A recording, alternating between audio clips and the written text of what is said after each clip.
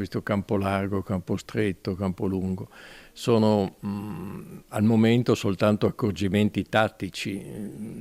C'è da augurarsi che si formino due coalizioni dotate di una propria strategia, eccetera, ma al momento non è così né da una parte né dall'altra, con la differenza che la coalizione di destra è una coalizione sperimentata da 35 anni, 30 anni, e a sinistra, se togli i periodi molto faticosi dell'Ulivo, sono 15 anni che non c'è più coalizione. All'indomani della sconfitta in Abruzzo del campo larghissimo, l'analisi di Massimo Cacciari sulla situazione politica del centro-sinistra lascia poco spazio all'ipotesi di una coalizione solida in vista dei prossimi appuntamenti elettorali, oltre alla coscienza tattica, che se si vuole essere della partita bisogna stare insieme, continua il filosofo, c'è poco altro. Se avessero vinto in Abruzzo, probabilmente questa sarebbe stata una spinta notevole a cercare davvero di dar vita a qualcosa che assomiglia a una coalizione.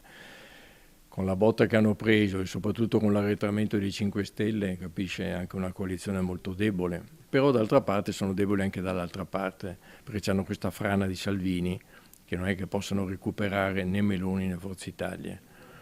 Quindi sono due coalizioni molto deboli. Questo cosa significa? Che il quadro politico italiano continua a diventare sempre più fragile, sempre più debole, sempre più in situazione critica, e non è una buona notizia. E sulla crisi interna della Lega, per quanto riguarda il Veneto e le regionali del 2025, tutto dipenderà, secondo Cacciari, dalla decisione sul terzo mandato. Se non hanno Zaia, chi mettono? La Lega, e dall'altra parte accettano che sia uno candidato della Lega, cioè di Zaia poi, perché è chiaro, non sarà mai Salvini a dettare legge a Zaia qui, no?